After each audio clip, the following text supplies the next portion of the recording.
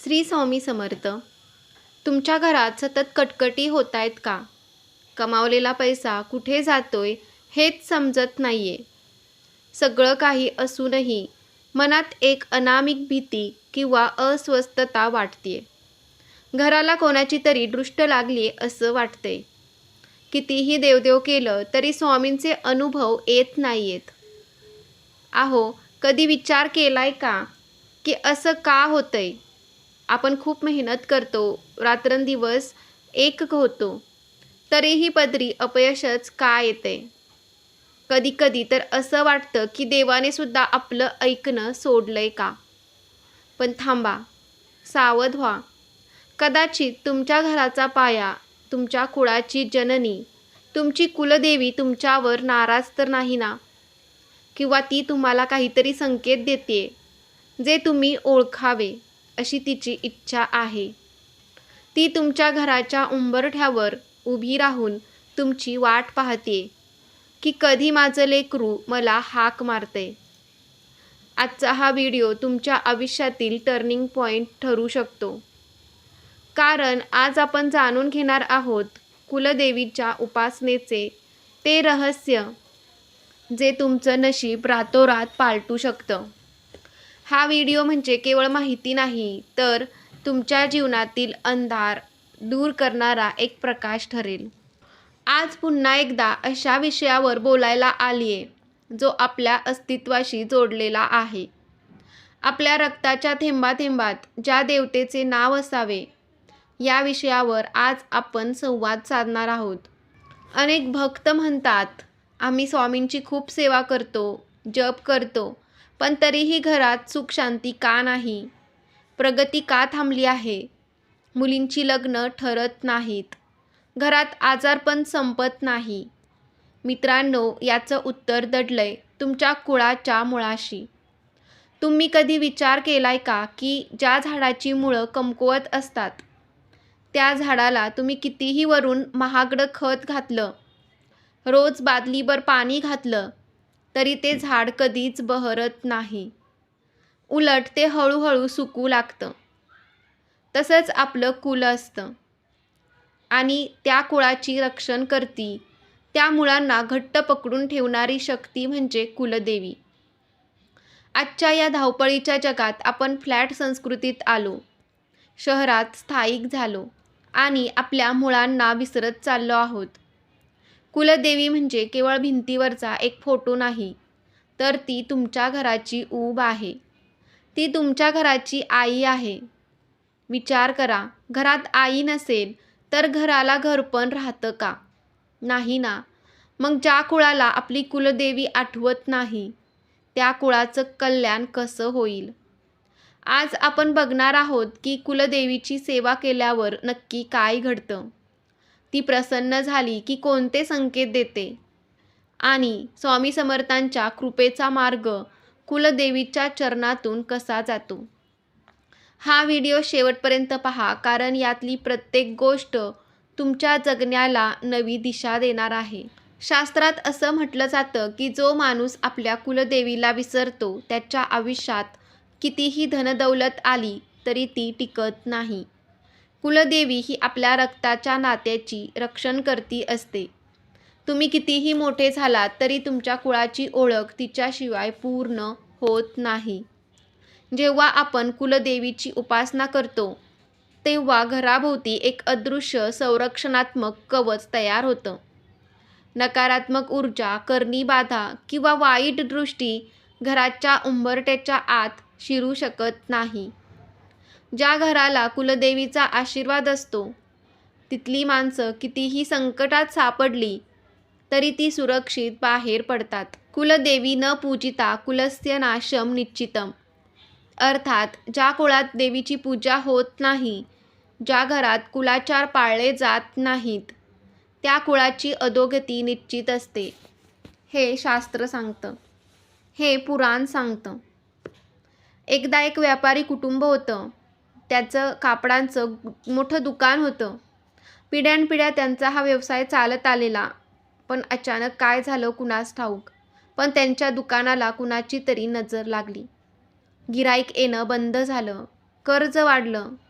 त्यांनी अनेक ज्योतिषी केले, वास्तू तज्ज्ञ बोलवले, पण काहीच फरक पडला नाही. घरात रोज भांडणं होऊ लागली. घराचे मालक प्रचंड तणावात होते. शेवटी एका वृद्ध साधूने त्यांना एकच प्रश्न विचारला, बाळा, तू खूप धावपळ केलीस, पण शेवटचं कुलदेवीच्या दर्शनाला कधी गेला होतात? तुमच्या घरात आईची ओटी भरली जाते का? त्या व्यापाराला आठवेना. 5-10 वर्ष झाली होती ते आपल्या मूळ गावी गेलेच नव्हते. त्यांनी आणि त्यांच्या पत्नीनं ठरवलं की आपण सगळं सोडून आधी आपल्या मूळ गावी जाऊ. त्यांनी तिथे जाऊन कुलदेवीचा अभिषेक केला. कुलधर्म कुलाचार पाळले. देवीला मनापासून साकडं घातलं. अंगावर शहारे येतील असा चमत्कार घडला. ज्या दिवशी ते गावावरून परतले त्या दिवशी दुकानात एवढी गर्दी झाली की त्यांना जेवायलाही वेळ मिळाला नाही. रखडलेली कामं मार्गी लागली. हा असतो आपल्या आईचा आशीर्वाद.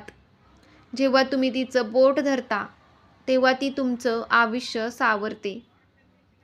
बरेच जण विचारतात, आम्ही स्वामी भक्त आहोत, मग कुलदेवीची वेगळी पूजा का करायची? स्वामी तर ब्रह्मांड नायक आहेत. मित्रांनो, तुमचं म्हणणं बरोबर आहे, पण हे विसरू नका की स्वतः स्वामी समर्थांनी अनेक भक्तांना त्यांच्या कुलदेवीकडे पाठवलं आहे. स्वामी म्हणतात, तुझ्या आईला, कुलदेवीला आधी नमस्कार कर, मग माझ्याकडे ये. जोपर्यंत तुम्ही तुमच्या कुळाचा मान राखत नाही तोपर्यंत गुरुतत्व तुमच्यावर पूर्ण कृपा करत नाही. कुलदेवी ही आधार आहे आणि स्वामी हे आकाश आहेत. पायाशिवाय कळस नसतो आणि कुलदेवीशिवाय गुरुकृपा पूर्ण होत नाही. जेव्हा तुमची कुलदेवी तुमच्यावर प्रसन्न असते तेव्हा ती तुम्हाला विविध प्रकारे अस्तित्व दाखवून देते. त्यातील सर्वात महत्त्वाचा संकेत म्हणजे सुगंध. तुम्हाला घरामध्ये अचानक चंदनाचा, अत्तराचा किंवा उदबत्तीचा मंद आणि गोड सुगंध येऊ लागला, जरी तुम्ही काहीही लावलेलं नसेल, हे संकेत आहे की आई तुमच्या घरात वावरत आहे. ती तुमच्यावर खुश आहे. तसेच स्वप्नशास्त्रानुसार स्वप्नात तुम्हाला एखादी सुहासिनी स्त्री, हिरवी साडी नेसलेली स्त्री, सोन्याचे दागिने घातलेले किंवा स्वतः देवीची मूर्ती दिसली तर समजा तुमची कठीण वेळ आता संपणार आहे. साक्षात जगतमाता तुमच्या रक्षणाला उभी आहे. कुलदेवीच्या सेवेत अखंड नंदादीप लावण्याला किंवा निदान सायंकाळच्या वेळी देवक करण्याला खूप महत्त्व आहे. हा दिवा म्हणजे आपल्या घराचा प्राण असतो. दिवा म्हणजे ज्ञान, दिवा म्हणजे चैतन्य. जर तुम्ही रोज श्रद्धेने आईच्या फोटोसमोर दिवा लावलात आणि त्या ज्योतीमध्ये आईचं रूप पाहिलंत तर तुमच्या मनातील भीती, नैराश्य आणि नकारात्मकता नष्ट होते. घराचा अंधार दूर होतो आणि वास्तूमध्ये शांतता नांदू लागते. रोज सकाळी आणि संध्याकाळी कुलदेवीच्या नावाने एक दिवा लावा. शक्य असल्यास गाईच्या तुपाचा दिवा लावा. नसेल तर तिळाच्या तेलाचाही चालेल. दिव्यामध्ये 2 लवंगा टाका. लवंग हे शक्तीचं प्रतीक आहे, ज्यामुळे घरातील वास्तुदोष, करणीबाधा आणि वाईट शक्तींची सावली दूर होते. दिवा लावल्यावर श्री कुलदेवताय नमः या मंत्राचा 108 वेळा जप करा. जपाची माळ नसेल तर हाताच्या बोटांवर मोजून करा, पण मनापासून करा. कधीकधी आपण खूप मेहनत करतो, परीक्षेचा अभ्यास करतो, व्यवसायात डोकं लावतो, पण नेमकं शेवटच्या क्षणी यश हुलकावणी देतं. याला शास्त्रात कुलदोष किंवा पितृदोष म्हटलं जातं. जर कुलदेवीची पूजा वर्षानुवर्षे बंद असेल, जर कुलाचार जसे की कुळधर्म, लळीत, गोंधळ पूर्ण केले नसतील, तर आपल्या कर्माचे फळ आपल्याला मिळत नाही. कुलदेवी ही तुमच्या भाग्याचं कुलूप उघडणारी चावी आहे. ज्या घरात कुलदेवतेची उपासना होते त्या घरातील स्त्रियांच्या चेहऱ्यावर एक वेगळंच तेज असतं. घरामध्ये कलह कमी होतात, मुलांना चांगले संस्कार लागतात. कुलदेवी ही घरातील मुख्य स्त्रीच्या रूपाने सुद्धा वास करत असते. जर तुमच्या घरात मुलं ऐकत नसतील, नवरा बायकोचं पटत नसेल, तर आईच्या चरणाशी बसून प्रार्थना करा. घरातल्या स्त्रियांचा मान राखा. कारण स्त्री हा कुलदेवीचा अंश असते. मित्रांनो, जरा डोळे मिटून विचार करा, आपली जन्मदात्री आई आपल्याला किती जपते. आपल्याला थोडं लागलं तरी तिच्या डोळ्यात पाणी येतं. तशीच ही जगाची आई आहे. आपण तिला विसरलो तरी ती आपल्याला विसरत नाही. ती फक्त लांबून आपल्याकडे बघत असते आणि वाट पाहत असते की कधी माझं बाळ माझ्याकडे येईल आणि आई म्हणून हाक मारेल. ज्या क्षणी तुम्ही आई म्हणून साद घालता, त्या क्षणी ती तुमचे सगळे पाप पदरात घेऊन तुम्हाला मिठीत घेते. अंगावर शहारे येत आहेत ना हे ऐकून? मग का आपण अशा माऊलीला विसरतो? जर तुमचं एखादं काम खूप दिवसापासून अडकलेलं असेल, लग्नाचे योग येत नसतील किंवा कोर्ट कचेरीची पीडा असेल, तर हा उपाय पूर्ण श्रद्धेने करा. हा उपाय अनेक भक्तांना फलद्रूप झालेला आहे. मंगळवार किंवा शुक्रवारपासून सुरुवात करा. एक तांब्या पाणी घेऊन त्यात थोडी हळद कुंकू टाका आणि कुलदेवीच्या चरणाशी ठेवा. 21 दिवस दररोज सकाळी सूर्योदयाच्या वेळी आईची आरती करा आणि तिला मनातलं गुपित सांगा. तिला म्हणा, आई, मी तुझं अज्ञानी लेकरू आहे. माझ्याकडून काही चुका झाल्या असतील तर मला क्षमा कर आणि माझे अडकलेले मार्ग मोकळे कर. 21व्या दिवशी एखाद्या सुवासिनीला आदराने जेवू घाला आणि तिला ओटी भरा. हे केल्याने आईचं मन द्रवतं आणि तुमचे कार्य सिद्धीस जाते. मित्रांनो, आज आपण पाहिलं की कुलदेवीची उपासना ही आपल्या आयुष्यात आपल्या प्रगतीचा मुख्य आधार आहे.